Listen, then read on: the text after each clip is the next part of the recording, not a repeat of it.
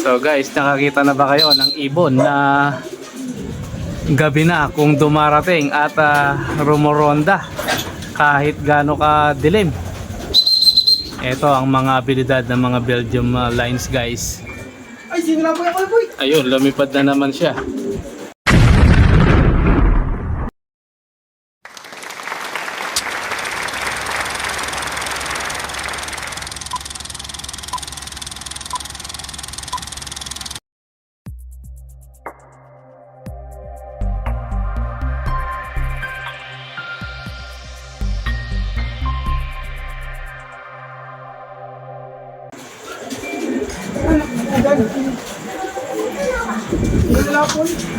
Ayan guys, ang mga ibon na lahi ng Belgium.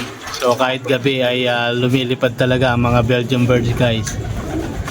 So unexpected din na ang mga ibon. So actually siyam na ibon pang hinihintay natin guys. Pero tingnan natin kung makakababa pa ang mga ito.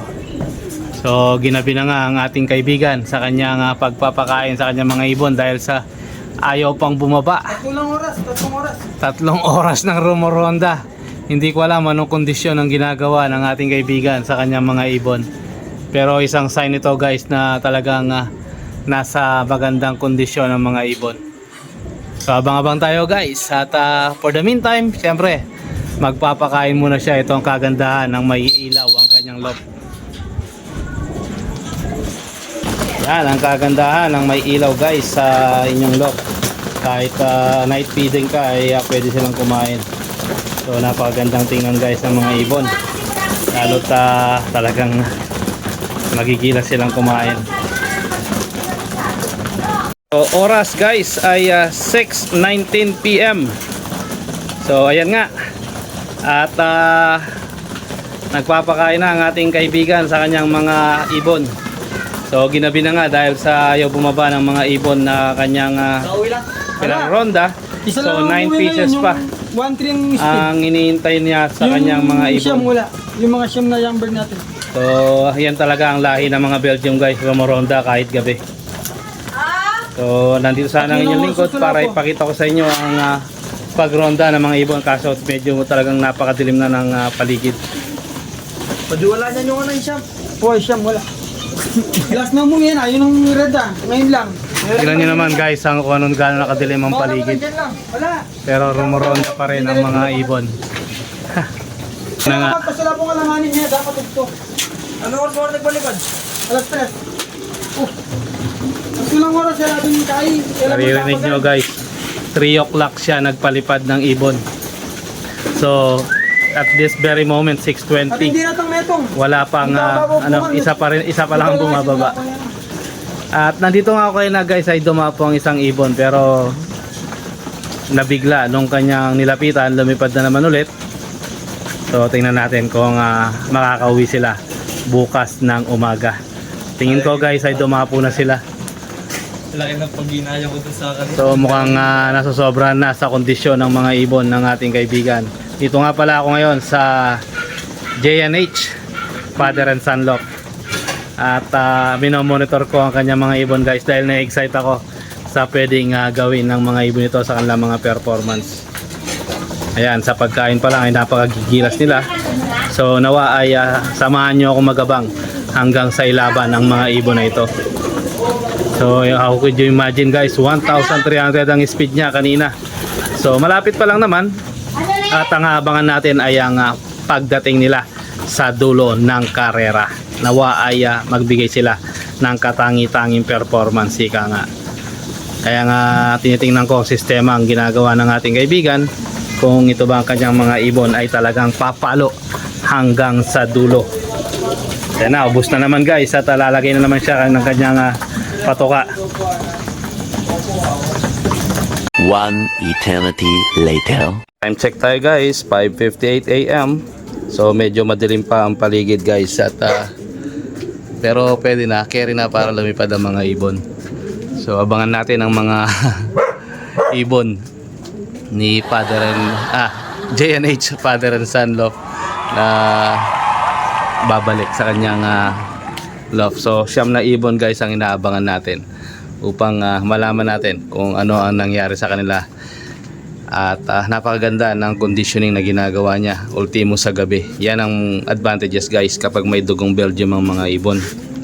Kahit sa gabi ay pwede silang rumonda. At parang meron silang sight instinct ang mga Belgian birds na lumilipad kahit gabi. So tingnan natin guys kung makakabalik silang kumpleto. So 9 pieces ang iniintay natin ngayon. Maaga pa, ayan. Ang ating bida ay pasipol-sipol na at iniintay ang kanyang mga ibon. So tayo naman ay nakigulo na rin upang sa ganun ay may dokumento ko rin sa inyo na meron palang ibon na kagaya ng mga ito. Yan guys, umaga pa tayo rito sa ating kaibigan si JNH Love. Hindi na natulog yan guys dahil sa kakaalala sa kanyang ibon na mga hindi bumaba. Pati ang ating bumagsak yung bubong, bigla akong kahit puta, wala. Pati makasarang Kapag may dumadapo daw sa bubong niya, ayan, biglang tatayo, aba hindi na natulog. Kita nyo, dilatang mata. Nakaka-addict talaga ang pag-iibon. Kaya ingat kayo guys kapag magagaling ang mga ibon nyo. At talagang ang mangyayari niyan ay halos ang gagawin mo talagang babantay at babantayan mo dahil hindi biro ang pag-iibon guys. Oh guys, ito ay isang libangan. Pero sabi ko nga sa inyo, napakasarap at napaka-exciting ang pagkakalapati. Lalo na't nandito ka na sa punto na ang iyong mga ibon ay pumapaliw na at nagpe-perform ng maganda. So abang-abang tayo guys at nawa ay mapauwi pa ng kumpleto ang mga ibon na ito. Siyam actually ang hindi pa umuuwi. At ang oras ay ayan,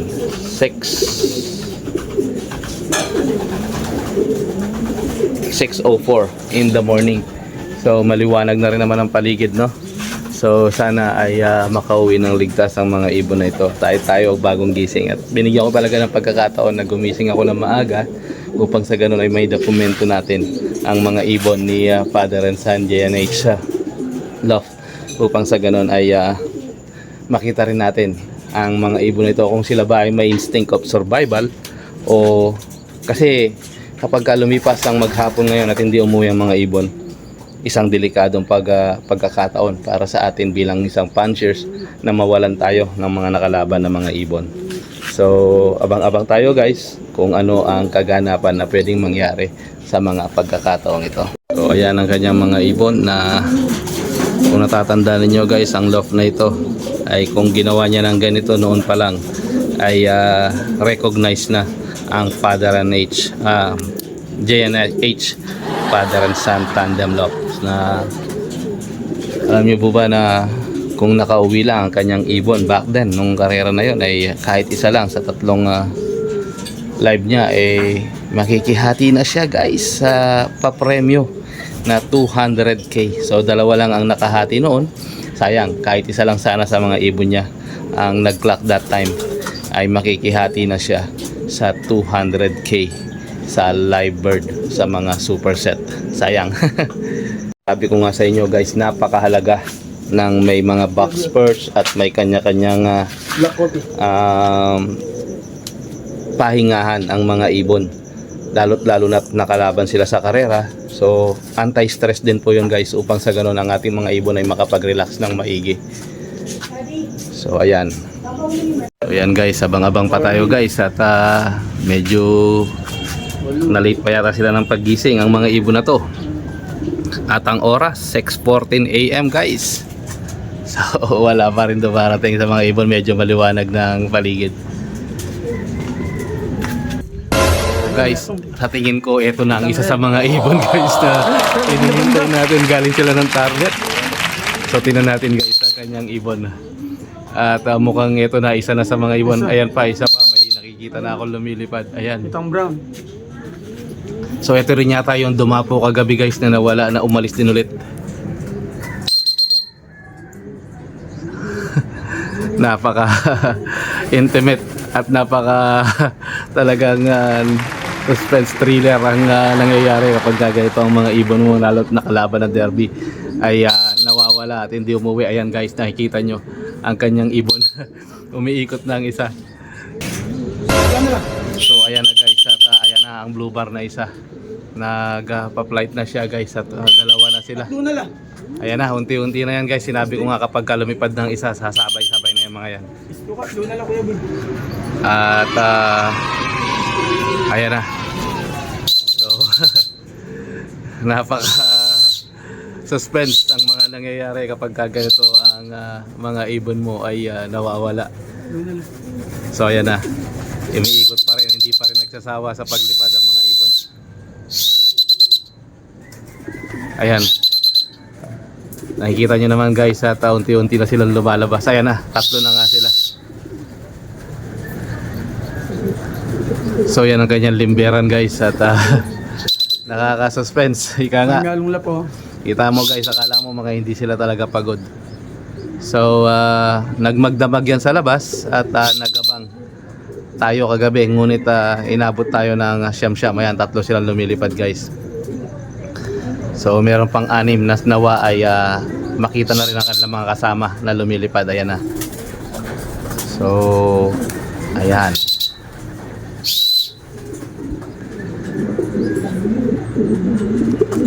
Nakaka-thrilled ang ganito. Ito ang pinaka-exciting ng pag-iibon guys.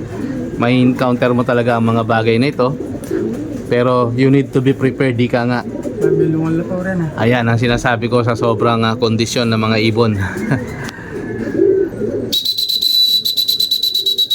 Ayan na.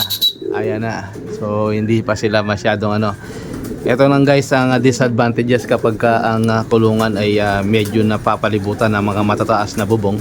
So sa akin kasi guys mas advantages kapag ang kulungan mo ay nakakaangat sa mga ibang bubong. Kaya nga ang mga ibang big time punchers ay pinipili nila ang kanilang mga kulungan na nasa ibabaw ng kanilang mga rooftop. So ayan. So naiilang-ilang pa sila ng konti guys.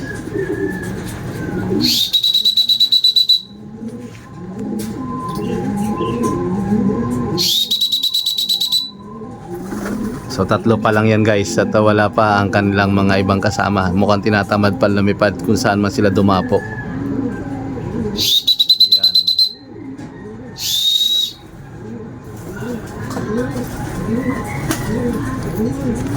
At syempre pa, kaya nakaka-less na rin ng worry dahil 3 na ito. 6 na lang ang nagpapa-worry sa ating kaibigan ngayon. So gusto ko lang din siyang damayan. Ayun. Ito pa, 4 na lang. Meron na. Ayan na, pang-4 na ang dumarating. Sabi ko nga sa iyo, pag nakita nilang lumilipad na yung kanilang mga kasama, ay maglalabasan na isa-isa ang mga yan. So guys, kita nyo ang itsura ng boss nila. Tuwan-tuwa sa kanyang mga ibon. Ang kanyang worry ay napapalitan ng tuwa. Dahil ang kanyang mga ibon nag 24 hours bago dumating. At ayan, dito lang yan guys sa paligid na rumoronda ha. Take note, hindi sila inihagis or na-throw sa ibang lugar. Dito lang yan sa paligid sa sobrang kondisyon ng mga ibon. Ayan. Ayan na. So ayan na, nagdadapuan na 1, 2, 3. Ayan. So may dumapo na sa kanyang pinaglilimberan. At ayun pa ang isa. Kabagsik na mata. Ayan. So yan, unti-unti nang dumarating ang kanyang mga ibon. 2 na po ang kanyang dumapo. So napakagandang i-document ang mga ganitong pangyayari sa mga ibon. So ayan pa yung 2. So 4 na silang dumapo. Ang worry niya ay 5 na lang ang nawawala. Pero nakikita ko na lumilipad yung 5 guys. Mukhang kapag ang mga ibon ay talagang nakakondisyon, ganyan talaga ang nangyayari guys. Ayan na ang kapatid ni Volta. Kamukhang niya yan. Ayan, diba? Yan ang kapatid ni Volta, di ba? Yan. So nawa ay magpa-less stress din sa mga taong nawawala ng ibon na lumilipad ng gabi ang kanilang mga kalapate. So ayan, at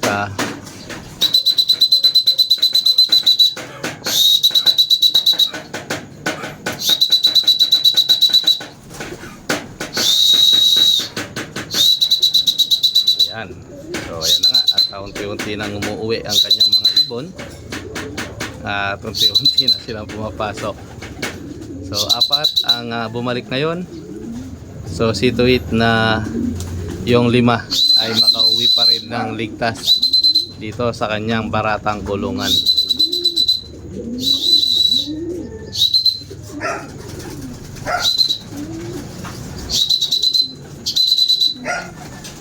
Ayan. So ayan, pumapasok na sila. At apat na guys ang nakauwi sa kanyang siyam na hinihintay na mga ibon. Ayan. So nakaapat na siya guys. At nakikita ko na ang ngiti sa kanyang mga labi at kanyang pag-worry ay medyo nababawasan na. So wait natin ng 5 pa guys.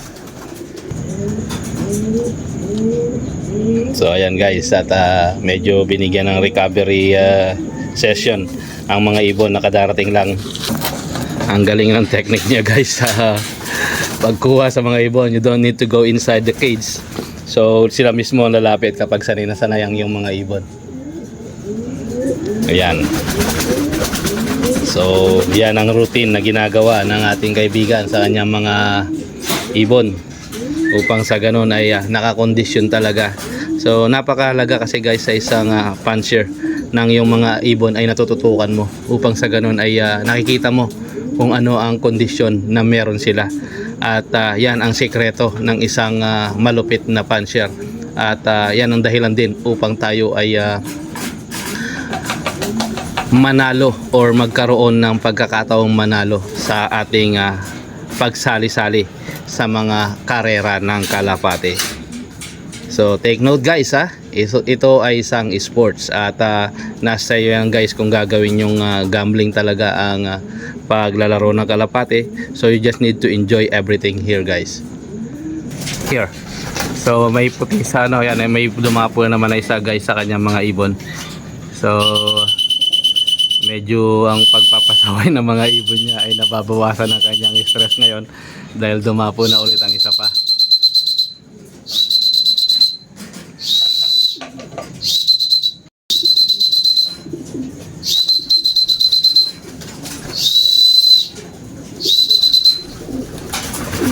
Kapatid na palang muli yan.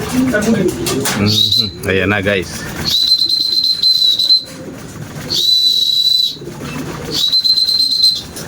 Yun, at pumasok na ulit. Naman guys, mukhang may tama ang kanyang tagiliran. Pero sana hindi naman mukhang okay naman siya, hindi naman siya iika-ika. Ayun, nagkatama guys, nagkabugbog. Yan ang problema guys kapag ang ating mga ibon ay lumilipad ng gabi. Siyempre iba pa rin yung instinct. Buti dyan lang sa tagiliran natin, hindi naman siya napakagandang ibon guys. So aral yan sa kanya at madadala na yan sa susunod, hindi nalilipad ng gabi yan. Ang mga ibon kasi guys, siyempre ang instinct niya ay lumipad lang at ayan, kinargahan na ulit siya ng kanyang bossing, upang sa ganun ay ang kanyang stress sa magdamag ng paglipad ay mabawasan. Kaya pala ganyan at ayan, at medyo nabugbog ang kanyang tagiliran, pero okay lang yan guys, mawawala rin naman. Meanwhile. So ayan ang isa pa guys, at paparating na rin. Unti-unti na yan guys, makukumpleto na yan. Sabi ko nga sa inyo ay unti-unting makukumpleto yan at ang worry ng ating kaibigan ay mababawasan. Magagaling ang mga ibon guys at matatalino sa kanilang survival instinct. Bawang na kuya boy. May bawang.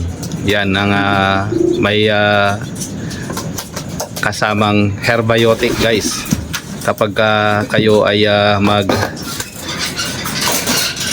re-recover ng mga ibon, lalo na't nagaling sila sa, kita mo naman guys, napakaganda ng ibon. So ang inaabangan ko rito guys ay ang paglipad ng mga ibon na ito sa karera, actual race. So ayan ang dahilan guys kapag nakakalipad ng panggabi ang mga ibon.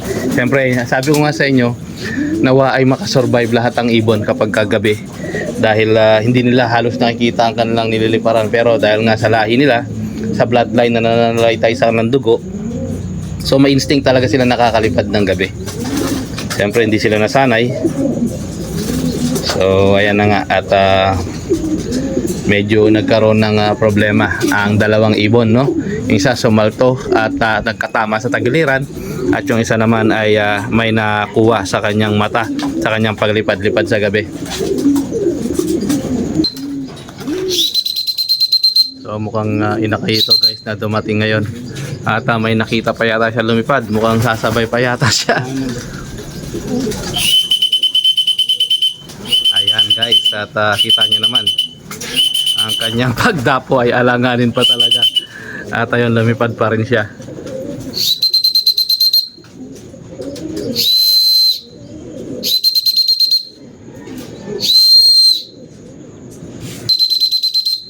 So yan guys, ayan, mas nauna pa yata magdo-dog fight itong isang huling dumating na to. Kapatid na itang Grisel yan. Muli. Ayan na, konti na lang guys at maging makukumpleto na ito at mawawala na ang stress. Ito. Ayan. So good. Good flight, ika nga.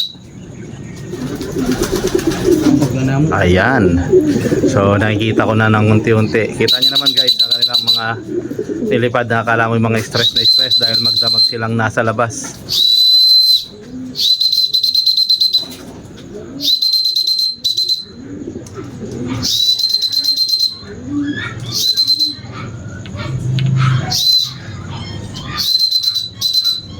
So napakahalaga na namomotivate ang ating mga ibon guys para alam natin kung anong behavior meron sila. So mga inakay pa lang lahat ng mga yan guys. So mga nakalaban yan guys sa 2025 North Derby Race. Kita nyo naman guys, sinakay pa lang, ganyan na sila ka-motivate. So napakahalaga ng motivation sa ating mga ibon, no? Ayan sa mga sikreto na dapat nating i-adapt bilang isang fancier. Sapagkat kung walang disiplina ang ating mga ibon, kahit na mabilis at magagaling silang umuwi, ay nababawasan ang chances natin na manalo tayo sa karera kapag walang motivation ng mga ibon. So motivation is one factor para manalo tayo sa ating sinalihang karera. So so far nakikita ko naman tong dalawang ito, mukhang okay naman sila at walang tama, hindi kagaya ng dalawang dumating. Kita nyo guys, batang bata ang mga ibon. Kalila makanita kakay muscle. Ayan na, may tama ang isa. Yep. Ayan, may tama sa dibdib ang isa. Ayan, no? Nako, baglaglag ang pakpak. Marirecover pa naman yan. Ayan ang kahirapan guys. Sumerga yung isa na yan guys. Oh. May tama sa dibdib ang isa. Ito niya kauli. Sayang, at buti na lang at nakauwi pa siya. Oh. Muna ikit mag-flight. Hindi na, nakita ko lang. Pero okay yung pakpak na eh. So nakalipad siya, ibig sabihin kaya yan. Walang problema dyan, marirecover yan.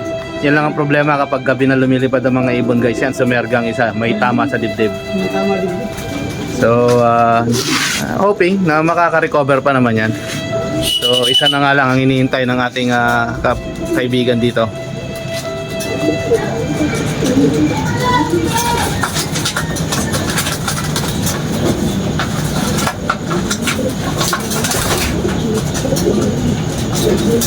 Ayan, may tama nga talaga guys at mukhang may hiwalay muna ito. Buti may kakaya pa. Buti na lang, napakabilib ko sa mga ibon ng ating kaibigan ito. Kahit may mga tama ang katawan, although dito lang talaga sila lumilipad, no? So ito nga guys, at mukhang may tama ang isa sa kanyang mga ibon na naman. So pangatlo ito guys sa mga may tama. Ayan, sumerga ito guys sa mga dinaanan niya nitong gabi. So hindi naman na nakakabahala, yun nga, nakakaawa sa ating mga ibon, no? Na may mga, ito maganda naman ang paglipad niya na dumapo siya. Yun lang talagang may tama ang kanyang ibon, no? Ikuha na pang may kauli. Tama ata. So, yan, isa na nga lang ang iniintay namin para sa kaganapan ng kanyang comfortability. At kontra Masalini pa. Parang kalapatid sa mukay. Anti-stress mo rin ang pang lactamino. Anong pangalan yan? Lactamino. Lactamino, pang Ayan. Pwede na yung kahit 5 patak mo. Yan, pang recover yan guys, para sa mga stress na ibon. Pang muscle daw. Siyempre, hindi mawawala ang ating Bitmin Pro. Bitmin Pro electrolytes. So para yan sa mga stress na ibon at nang sa ganun ay mabawasan ang kanilang stress galing sa magdamag na pakikipagtunggali sa dilim. So mukhang may dumapo na naman guys dito sa taas. Tingnan natin. Betong na mo yung panin na ito ako. Kana sibong. So isa na lang guys ang hinihintay natin. Yung pinakabata. Nawa ay makauwi pa itong ibon na ito. Gabi yun, pinom ko na lang. Ayan. So iinom na ang kanilang mga pagal na katawan. Ayan. Akala mo ay umiinom lang, ika nga ni Idol X Machina, parang ihilang ng bakla ang kanilang iniinom.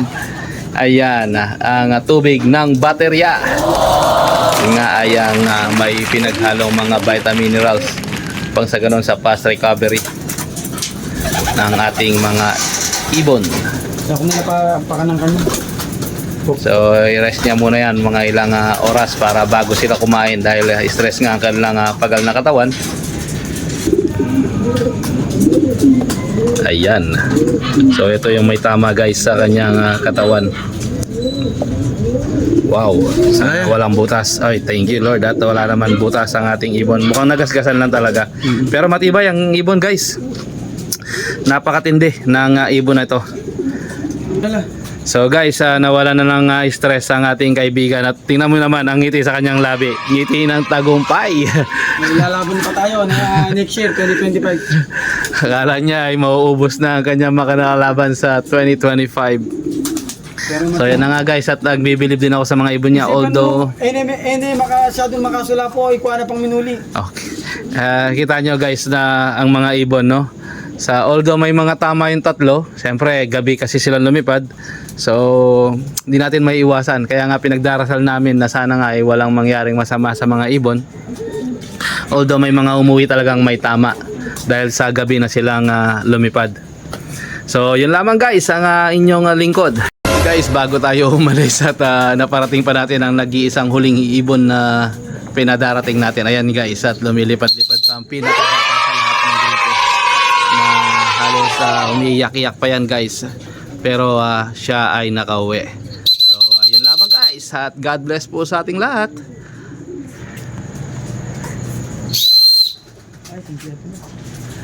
Napakasaya at ngiting tagumpay ay ika nga sa ating kaibigan at ang kanyang siyam na ibon na nawala ay nakabalik lahat.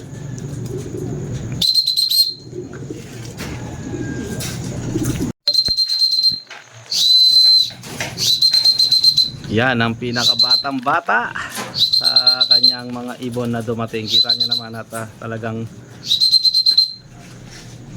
napakabata pa ng ibon na ito. Naway wala siyang tama itong huling-huling dumating. Pero mukhang nakaangat ang kanyang mga balahibo sa kanyang dibdib. Tingnan natin guys.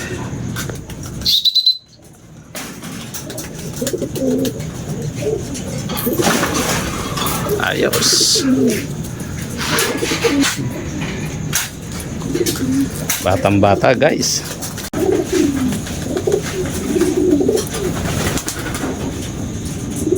Yan ang pangsyam at huli sa mga dumating guys. Lamang po guys sa ngayon ang ating update no. At nakikita ko ang ngiting tagumpay sa ating kaibigan sa kanyang mga siyam na ibon na lumipad hanggang gabi at hindi na nakuwang makababa dito sa kanyang loft. So at least kahit na may tama yung tatlo ay nandyan pa rin.